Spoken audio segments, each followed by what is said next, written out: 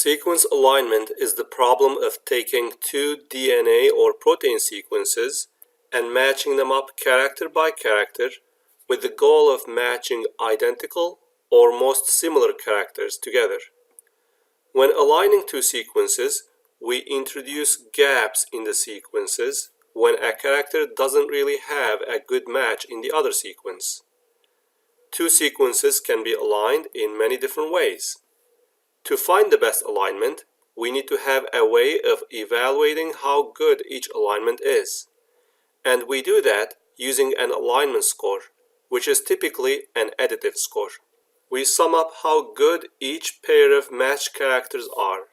For example, for every pair that are identical, we could score a +1, and for every pair that are different or that are gaps, we could score a -1. There are different ways to define the alignment score. Once we have this alignment score defined, the goal in sequence alignment is to find the pairings that result in the highest possible score. One idea you might have for finding the best alignment is to just examine each possible alignment, calculate its score, and use the one with the highest possible score. There are different ways of defining the alignment score. Here I am using the number of identical characters that are paired up as the score. In this first alignment, there are 3 characters that are identical, so its score is 3. The problem with this exhaustive search approach is that there are way too many different ways of pairing up characters. We really don't want to spend time considering all possible combinations. That would just take too much of our time. For example, with 2 sequences each having 100 characters, there are around 10 to the power 75 different ways of aligning them. With 1000 characters, there are 10 to the power 600 ways. You would have to spend billions of years and still not be done going through all the possibilities. Therefore, we need to use algorithms that can help us construct the best alignment efficiently, without having to consider each possible alignment. In this lecture, I will discuss the most commonly used algorithm for sequence alignment, which uses a dynamic programming strategy. Dynamic programming is a technique in computer science that is based on reusing solutions to smaller problems. So the idea is to redefine the alignment of 2 sequences so that we can use the best alignment of shorter sequences and build our way up to the larger problem. Before I move on to describing dynamic programming for sequence alignment, I would like to introduce a game which I created to help explain this topic. You will see in a few minutes how this game is relevant to sequence alignment. Consider a board game where there's a certain amount of money in each square. You are asked to start from the top left corner and move your way down to the bottom right corner. From each square, you can make one of 3 moves. You can go down, you can go right, or you can go down right diagonal. When you make a diagonal move, you collect the money on the square that you landed. If you make a down or right move, you do not collect the money, and you also pay a $1 penalty. You always get to keep the money on the top left corner. The game ends when you reach the bottom right corner. For example, let's take a look at an example path you may follow and find out how much you make at the end. You start from 5, so that gives you $5. Let's say you move right. Because you did not land on the $2 diagonally, you do not take it. And you also pay a $1 penalty, which makes your total $4. Let's say we then make a diagonal move. Because we landed on this 4 diagonally, we get to collect it, making our total $8. From there, we only have one option left, and that's going down, which makes us pay $1 penalty. So now we have $7. Because we did not arrive at this square diagonally, we do not take the $2. So we have finished the game and have collected $7 total. The goal in this game is, of course, to find a path that will collect the highest amount of money. The number of possible paths may be manageable for a small board, and your eyes may quickly draw your attention to large numbers on the board, and you can correctly decide a path through them that would give you the highest total. But what if the board were larger, say a 10 by 10 board or a 100 by 100 board? The number of possible paths would be huge, and we wouldn't be able to go through them in a reasonable amount of time. We need to come up with a strategy that can guarantee the path we find will be the best one, and do that in a reasonable amount of time. I recommend that you pause this video here and think about how you can solve this problem. The way that we are going to solve this problem is by using dynamic programming, where we can find the solution to a larger board from the solutions to smaller boards. Let's pretend we have a smaller board, highlighted here in blue. So now we are considering a different board game with one fewer rows and one fewer columns than the original board, and the goal is to get to the square containing this 8. That's where the game for this smaller board ends. Let's also assume that we somehow find the best possible path for this smaller board, and we end up collecting $57 when we follow that path. Let's look at another small board, highlighted here in red. Again, let's also assume we somehow find the best path, giving us a total of $53 when we land on 5. Finally, let's consider this green board and assume we somehow find the best path, giving us a total of $60 when we land on the square containing 6. So we have these 3 small boards, and we know the total dollars for getting to each of these endpoints. Let's now see how we can make use of these to find the answer to the original board game. The trick is to not think forward about where you could go once you are on a square, but instead think backward about how you could get to a square. Let's zoom in to the very last move we might make in the large board game to get to the bottom right corner of the board and land on 7. There are only 3 possible last moves we can make that'll take us to this square. We could reach the bottom right with a diagonal, down, or right move as our last move. Those are the only 3 options. Let's first look at diagonal move. We know the best we could have collected when we landed on 8 is 57. Making a diagonal move to get to the bottom right corner means we get to collect the $7, giving us $7 more, making our total $64.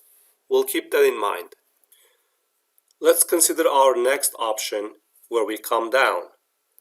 We know that the most we were able to collect in our pocket when we landed on the 5 was 53. Going down would mean that we pay a $1 penalty, resulting in a total of $52. Our last option is coming from the left side, where we had $60. Again, we pay a $1 penalty, resulting in $59 total. Comparing these 3 choices, it is clear that coming diagonally is the best option because it results in the highest amount of money, $64. So that's our strategy then. We will use the total amounts of monies we could possibly collect coming from the 3 neighbor squares and decide which move to make. Remember that we assumed that we somehow found the answers for these 3 neighboring squares. But how do we actually find those answers? For instance, how can we really find out that we can collect $57 when we land on this 8? Well, to find the best total score for landing on 8, we would use the answers to its 3 neighbors. And we can say the same thing for any square on the board. For some squares, for example for this 6, there is only one move that would lead to it coming from the left side. For the top left corner, there is no move to make. The most we can collect is whatever is on that square. To find the answer for the bottom right corner, we can certainly start at the bottom right and implement a recursive strategy where we repeatedly ask to find the answer to the neighboring squares and the neighbors of neighbors and the neighbors of neighbors of neighbors and so on. But it will actually be easier to start with the smallest possible board and work our way down until we reach the bottom right corner. To demonstrate this process, I'll use a smaller game board. I will also use a table called Dynamic Programming Table, where I will record the answers to each of the smaller boards. When we are done filling this dynamic programming table, we will find the highest amount of money we can collect from the entire board. We can fill the dynamic programming table row by row or column by column. It doesn't really matter. I'll fill it row by row. The smallest board is if I had just a 1-by-1 board consisting of the top left square, in which case I would have the $5 and the game is over. So the answer to the smallest board is $5. We'll record this in our dynamic programming table. Let's now look at a 1-by-2 board. What is the highest amount we can collect if we get to this square containing 2? Well, there's only one place to come from, and that's from the left, where we had $5. Remember that in this game, any horizontal or vertical move costs us $1 penalty. So $5 minus $1 penalty will give us $4. Similarly, there's only one way that would lead to this square containing 5. And that's again coming from the left, paying a $1 penalty, we end up having $3 left. Let's now look at this square containing 6. There's only one option, and that is coming from the top, where we had $5. Again, we pay a $1 penalty, and we are left with $4. Now let's look at a more interesting square, this square containing 3. There are 3 ways we can get to that square. We could come to it diagonally from a place where we had $5. And remember that we collect the money that we land on for the diagonal moves. So we collect this $3, resulting in a total of $8. I don't know if this 8 is going to be the best answer, so I'm going to write it on the arrow for now. We could also come from the top where we had $4, paying a $1 penalty for our vertical move will give us $3 left. And finally, coming from the left where we had $4, again paying a $1 penalty would result in $3. Out of these 3 options, coming diagonally gives us the best result, 8. We'll write that down. We'll also keep record of the move that we took to get to that square. I'm going to clean up this a little bit and leave only the option that was the best one. Let's fill in the next square. Again, we have 3 options. We can come diagonally from a place where we had $4, collect the $4 that's on that square, resulting in $8. We could come down from a place where we had $3, paying a $1 penalty, we will be left with $2. Or we could come from the left where we had $8, paying a $1 penalty will give us $7 remaining. Out of these 3 options, again the diagonal is the best one, resulting in 8. So we'll record this 8 and also the move that led to the highest amount possible. Let's fill in this square right here. There's only one move we could make coming down from a place where we had $4, leaving us $3. For this square right here, we have 3 options coming diagonally from a place where we had $4, picking up the $12 on that square because this is a diagonal move would result in a total of $16. Coming down from 8, paying a penalty of 1 would leave us with $7. Coming from the left where we had $3, again paying a penalty, we would end up with $2. Out of these three options, 16 is the highest one, so we'll keep that. And now we get to our final square, where we again have three options. We could come diagonally from a place where we had $8 and pick up the $2 that's on that square, giving us $10 total. Or we could go down from a place where we had $8, paying a $1 penalty. We have $7 left. Going right from a place where we had $16, paying a $1 penalty, we'll end up having $15. Out of these three options, 15 is the highest, so we'll keep that. Now that we have filled the entire dynamic programming table, for each square on the board, we know how much we can possibly collect if our goal in the game was to get to that square. The square in the bottom right corner, which is $15, is the most we can collect for this entire game board. We don't quite have the actual path figured out yet though. If we go back to the beginning of the game, we don't really know if we should be going down, right, or diagonal. What we do have is the best possible move leading into each square. What we'll do is we'll start from the bottom right corner and backtrack these best moves to find the best possible path for this game board. The best move leading into the bottom right corner was a move from the left. The best move into there was diagonal.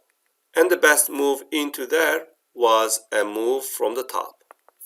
Once we have traveled all the way back to the beginning, following these best moves, we now have the best possible path for this game board.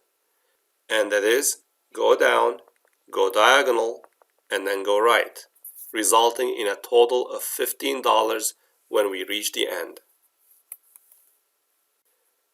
Now that we have an efficient strategy for finding the best possible path for the board game, let's see how the sequence similarity problem relates to this board game. Given two sequences that we want to align, I will show you how a game board can represent an alignment. The rows of my board game will represent my first sequence, and the columns will represent the second sequence. The game board will have an extra row on top and an extra column on the left, which will represent an empty sequence or a sequence with no characters in it. Any small board starting from the top left corner represents the alignment of a smaller portion from the two sequences. For example, this small board right here would represent the alignment of GSAP with GNP. If we were given only the sequences GSAP and GNP, that would be the board that we would use. The smallest possible board, which is just the top left corner square, represents the alignment of two empty sequences. Any diagonal move we make on this board represents that we match up the characters from the two sequences, and any vertical or horizontal move we make represents having a gap there in the alignment. Let's take a look at one possible path through this game board. Starting from the top left, let's go diagonal.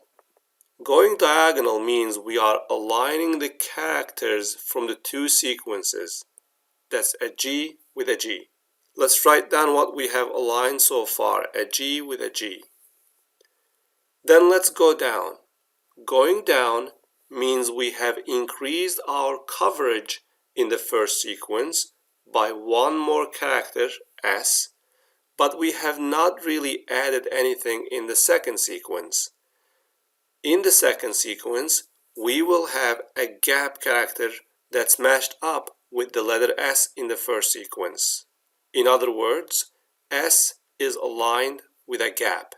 Let's now move right. When we move right, we are advancing by one character in the second sequence, which is letter N, and we have introduced a gap in the first sequence. So anytime we make a horizontal or vertical move, we are introducing a gap in the first or the second sequence. Let's now move diagonal again, which again means we are pairing up A with P from the first sequence, A, and from the second sequence, P. Another diagonal move matches up P with K. Let's write that down, P and K. Another diagonal move matches V and V, V and V.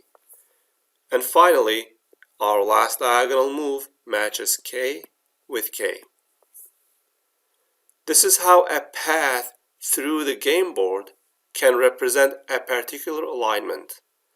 If you follow a different path that matches up different characters and introduces gaps at different positions, you would of course end up with a different alignment. Finding the best possible sequence alignment will be the same thing as finding the best possible path through this game board. But how do we decide how much money there is on each square of this game board?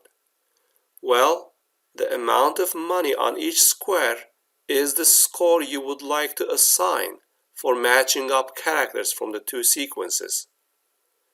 We will have to be told how to score the matching up of any two characters. Let's consider this problem where we are asked to align these two sequences, and that anytime we match identical characters, such as a G with a G or a P with a P, we collect $1. We call that the match score. And anytime we match non-identical characters, such as a G with an N, we collect $0. We call that the mismatch score. And anytime we introduce a gap, we pay a $1 gap penalty. The match and mismatch scores together will help us fill in the game board. We will look at the characters from the two sequences. If they are identical, we will write down the match score. If they are not, we will write down the mismatch score. So here I have filled in the game board where I placed a 1 for the positions where the two characters from the two sequences match up, and zeros everywhere else, which are my mismatch scores. The top left corner represents alignment of two empty sequences. If there's nothing to align, the total score should be 0. So we'll write a 0 there. We can also never move diagonally into the squares that are on the first row or the first column. So what we write in them is irrelevant. Writing zeros in these squares is as good as writing anything else. Once we set up this board game in this way, we have made it so that the total amount of money we collect from any given path is exactly the same as the score of the alignment corresponding to that path. Let's find the total amount of money we can collect from this board. We set up our dynamic programming table to keep track of the scores of smaller boards, which correspond to aligning prefixes of the two sequences. For the squares on the first row, we only have one option, and that is to come from the square on the left. And every horizontal move pays a $1 penalty, so if we had -$2 here, we end up having -$3 here. We can fill in the first column similarly. For each of the remaining squares, we have to look at the three options that can lead us into that square and pick the best one. For example, let's find out the score of getting into this square. We have three options coming diagonally, which means we would pick up the money on that square that would give us $1. We could come down from the top. Paying a $1 penalty would result in -$2. Coming from the left would also result in -$2. So out of these three options, plus $1 is the best one. So we are going to write 1 as our score and also keep a record of the best direction leading into that square. For each of the remaining squares, we have to look at the three options that can lead us into that square and pick the best one. I have filled in some of the remaining squares. Let me walk you through another square here. Let's zoom in. We can come into this square diagonally from a place where we had $1.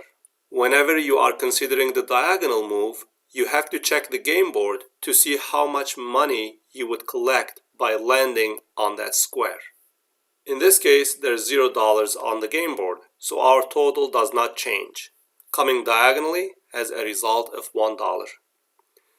We can come into this square from the top, from a place where we had $1. When you are considering a horizontal or vertical move, you do not need to consult the game board because you don't pick up the money on that square that you land in. But you have to make sure that you add the gap penalty to your total. We had $1 here, we pay a $1 penalty, and we end up with $0. Similarly, coming from the left from a place where we had $0 and paying $1 penalty, we would end up with negative $1.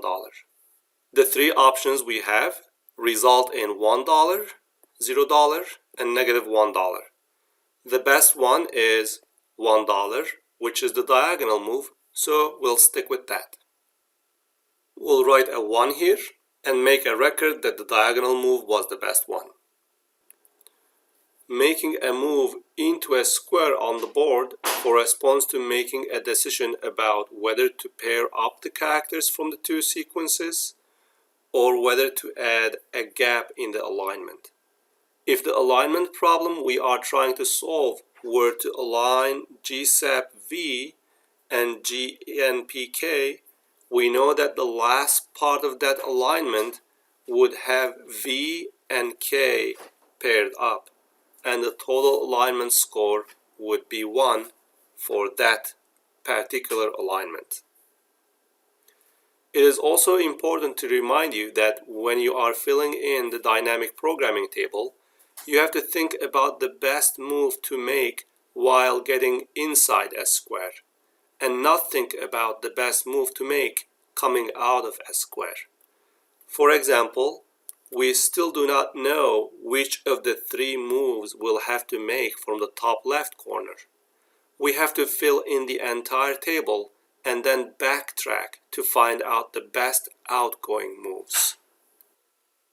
When we complete the entire dynamic programming table, the best score will be in the bottom right corner.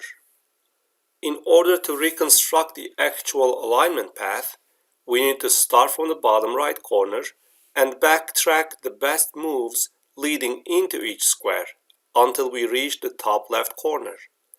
Remember that each move we made tells us what the last part of our sequence alignment is for the square we landed in. So let's start with the bottom right corner.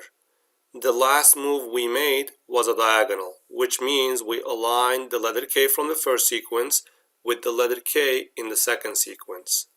The move before that was also a diagonal, which means we aligned V in the first sequence with V in the second sequence.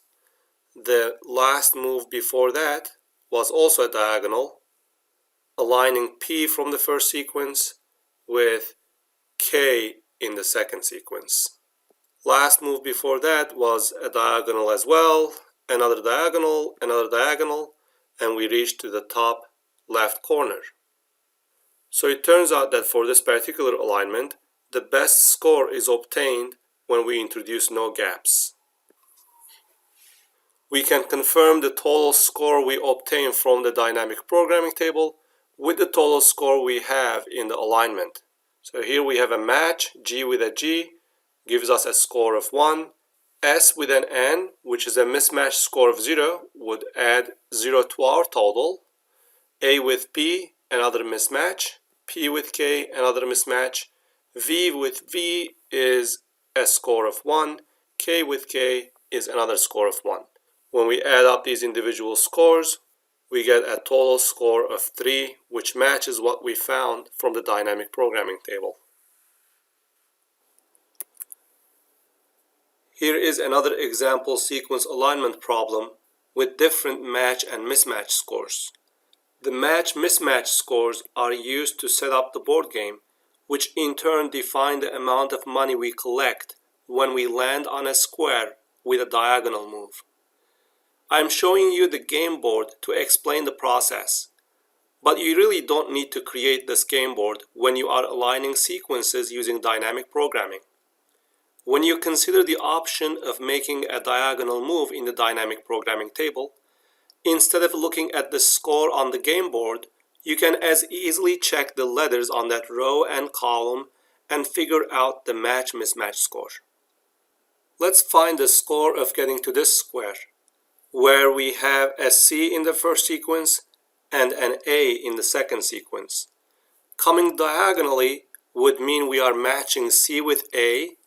Since aligning C with A would be a mismatch, that would have a score of -4. So coming diagonally from a place where we had -1 and picking up the -4, we would end up with -$5. Coming from the top where we had -2 and paying a penalty of -1 would result in -3. Likewise, coming from the left where we had -2 and paying a -1 penalty would again give us -3. Out of these three options, we have two that are equally as good. We would therefore write -3 as the score here and keep track of both of these directions that resulted in -3. When we backtrack, these alternative moves will give us different sequence alignments that have the same total score.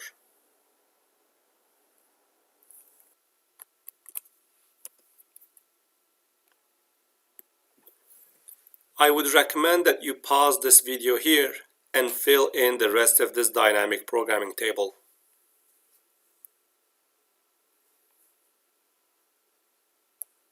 After we fill in the dynamic programming table, let's now backtrack to find the actual alignments. The last move we make to get to that bottom right corner is a diagonal one, which means we are aligning G from the first sequence and G from the second sequence. To get to this square, we have two options, either coming from the left or from the top. Let's use the move coming from the left, which means we are adding a gap in the first sequence while we are introducing the letter C in the second sequence. From there, we only have one option, coming diagonal, which means we are aligning A from the first sequence with the A in the second sequence. And at this point, we again have two options, either coming from the top or coming from the left. Let's use the one from the left again, which means we again introduce a gap in the first sequence and the letter T from the second sequence. And to get to this point, we have to come down from the top, which means we are introducing a gap in the second sequence and the letter C in the first sequence. We have backtracked all the way back to the top left corner. This gives us one of the alternative alignments. To find the other alternative alignments, we would have to go back and follow one of the alternative paths. Starting from the bottom right corner again, we are aligning G with G. To get to this square, let's now come from the top, which means we are aligning A from the first sequence with a gap in the second sequence. From there, we have a diagonal move, which means we are aligning C in the first sequence with the C in the second sequence. And then we have a horizontal move to get to this square, which means we are adding a gap in the first sequence and the letter A in the second sequence. Another horizontal move means a gap in the first sequence and the letter T in the second sequence. This gives us another one of the alternative alignments. We have one additional alternative alignment, and that is coming down from the top when we were here. And this is the alignment representing that final option. If you take a look at each of these alignments that we found and calculate their alignment score, you will see that they all add up to 3.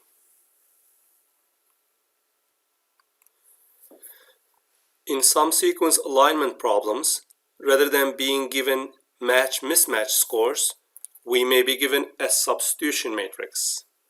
This is especially the case when we are aligning protein sequences. The similarities and differences between amino acids cannot be accurately summarized by match-mismatch scores. A substitution matrix tells us how compatible two characters are and how desirable it is to align them. For example, according to this matrix, if we align a C with a C, that's worth 9 points, whereas aligning a G with a G is worth 6 points. Just like the match-mismatch scores we used earlier, the substitution matrix will determine how we set up the board game, but it will not change the process by which we find the best alignment. We can fill in the game board by looking up the score of aligning two characters from the substitution matrix. For example, aligning a C with a T has a score of -1, and aligning a C with an A has a score of 0. And here is the complete game board. Let's now fill in the dynamic programming table. As I said, you don't really need to draw the game board first, so let's hide it this time. Whenever we need to know a number on the game board, we can just look it up from the substitution matrix. The first row and the first column are filled in using the gap penalty. We can get to this square right here using 3 options. Coming to it diagonally means we are coming from a place where we had $0, and we are aligning the C with a T, which we look up from the substitution matrix. Aligning a C with a T has a value of -1, so we would pick up the -1 on the game board. Having 0 and picking up -1 will result in a -1 total. Coming from the top and paying the gap penalty will result in -2. Coming from the left and paying the gap penalty will again result in -2.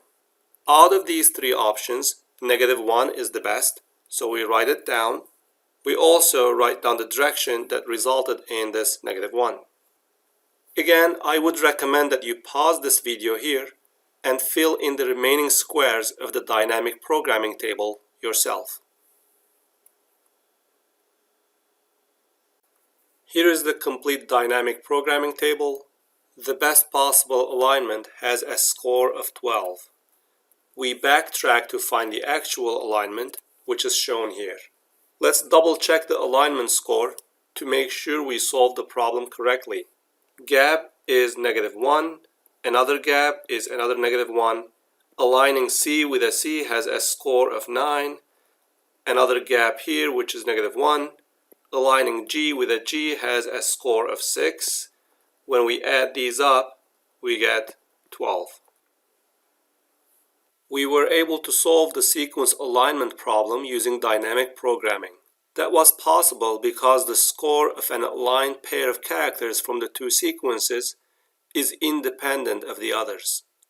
And the scores are additive, which means any sub-alignment of shorter sequence segments must also be optimal. For example, if this is the best alignment of these 2 sequences, any part of that alignment should also be optimal. Because if it weren't, then a better sub-alignment should have been part of the overall alignment in the first place. The optimality of sub-alignments allows us to find the answers to short prefixes from the 2 sequences to find the answer to larger sequences.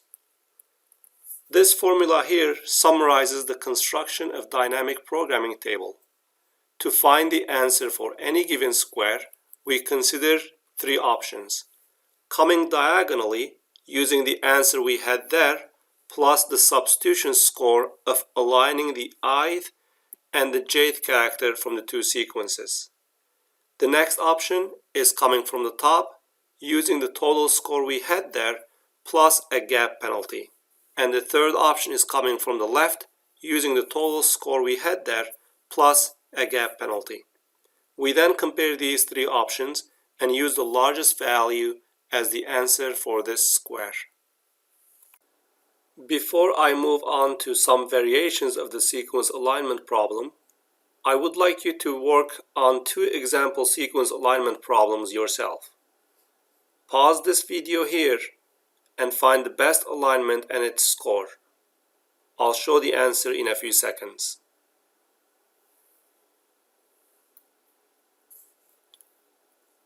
Here is the answer to this problem. Here is another example that uses a substitution matrix rather than a match-mismatch score. Again, pause this video here to work on the problem yourself. I'll show the answer in a few seconds.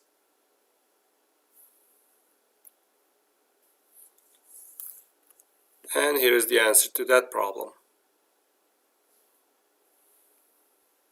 The sequence alignment problems we worked on so far were global sequence alignments, where we aligned the two sequences in their entirety. Let's consider the following two sequences, where the second one actually appears within the first sequence except for one mismatched character. If we align these two sequences using global alignment, the global alignment will produce an alignment that has the highest score, but it will result in missing an alignment that is more likely to be biologically meaningful. As far as global alignment score is concerned, this alignment has a better score. Both of these alignments have the same number of gaps. In the first alignment, all of the aligned characters are identical, whereas in the second one, there's one mismatched character. In order to force our alignment process to favor the second alignment, we need to make some changes to the way we define how an alignment is scored. If we say, let's not penalize the gaps that appear at the ends of the alignment, then the second alignment would have a higher score.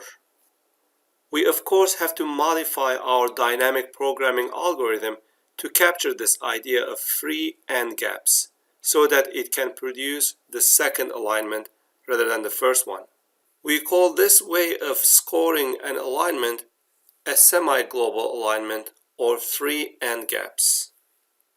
To find the best semi-global alignment, we have to make two changes to our basic global alignment algorithm. The first one is to set the values on the first row and the first column to zeros. In other words, we are not applying the gap penalty for the horizontal and vertical moves in the first row and in the first column. These would be the gaps at the beginning of the sequences in the alignment. In our board game, this is equivalent to letting the player start from anywhere on the first row or the first column rather than the top left corner only. The second change we make is that after we complete the dynamic programming table, we find the largest number on the last row or the last column and use that as our alignment score, and we start backtracking from that largest value. This allows us to not penalize the gaps on the last row or the last column, which are the gaps that would appear at the ends of the sequences. Here is another example of when global alignment is not a great choice. If we have two sequences that are different in their overall content, but they share a highly similar or identical small region, global alignment will not be able to align this short region. Semi-global alignment will also fail to align this short region. Semi-global alignment is able to skip the beginning or the ending from only one of the sequences. Here, we need to be able to skip the beginning and the ending from both sequences and focus on a local region that is highly similar between the two sequences. This is called a local alignment. Here we see how a local alignment is missed when we apply the global alignment algorithm. The global alignment algorithm will find the highest score starting from the top left corner and ending with the bottom right corner. A local alignment may not necessarily appear within the global alignment path, because the path to get to the local alignment may contain low scores, which will be avoided in the global alignment. What we need to do to find the local alignment is to let our player start from any square on the board. We also need to let our player end the game on any square on the board, so they don't lose money trying to get to the bottom right corner. Let's see what changes we need to make to our global alignment algorithm so it can find local alignments. Just like in the semi-global alignment, we set the first row and the first column to zeros. We also modify our scoring formula so that now we consider a fourth option, which is 0. If the three options that correspond to a diagonal, vertical, or horizontal move all result in negative values, then the 0 would be selected, which translates to resetting the game to start from that particular square. After we complete the dynamic programming table, we search for the largest value anywhere on the table. In this example, the largest value happens to be here. If it were somewhere in the middle of the table, we would have used that. When we backtrack from the highest value, we stop our backtracking as soon as we reach a square that contains a 0. The stretch of the alignment between that 0 and the highest value makes up our local alignment path. Here is another example where the largest local alignment score is 14 and it is somewhere in the middle of the dynamic programming table. We again backtrack until we reach a 0 and construct the local sequence alignment from this path. One drawback of applying the local alignment algorithm is that there may be more than one highly similar region shared between the two sequences. The local alignment will only find one such region. We can easily extend the local alignment algorithm to find more than one local alignment between the sequences. We would first apply the local alignment algorithm once to find the first local alignment. We would then rerun the local alignment algorithm, but this time freeze the squares that were part of the first local alignment to 0, so that they can no longer be part of an alignment. We fill in the dynamic programming table with these squares frozen at 0 to find our second local alignment. We can repeat this process to find additional local alignments. We would typically stop repeating once the local alignment score falls below a predefined threshold. The gap penalty we have been using in this lecture was based on the linear gap penalty model, where every gap character has the same penalty value. A more commonly used model, however, is affine gap penalty, which penalizes the first character in each block of gaps, also known as the gap open character, differently than the remaining gap extension characters. In order to incorporate an affine gap penalty into the dynamic programming algorithm, we would need to consider opening a new gap from the left or top neighbor, or extending an existing gap that has been opened in one of the other squares on that row or column. It turns out that we don't really need to revisit all of these squares, but instead keep track of total score we would have having opened a gap and not having opened a gap.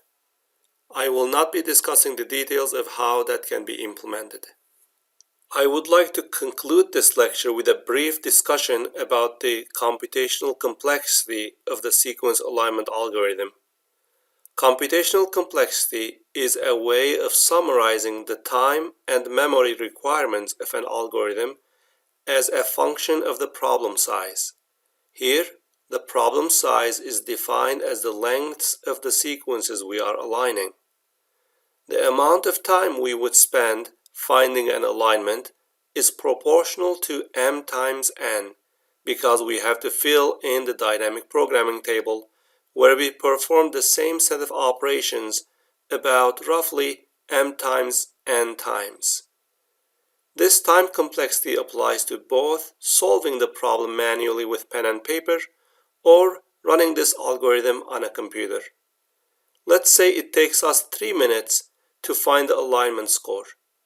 If we were to double the length of one of the sequences, it will then take us roughly 6 minutes to find the alignment score.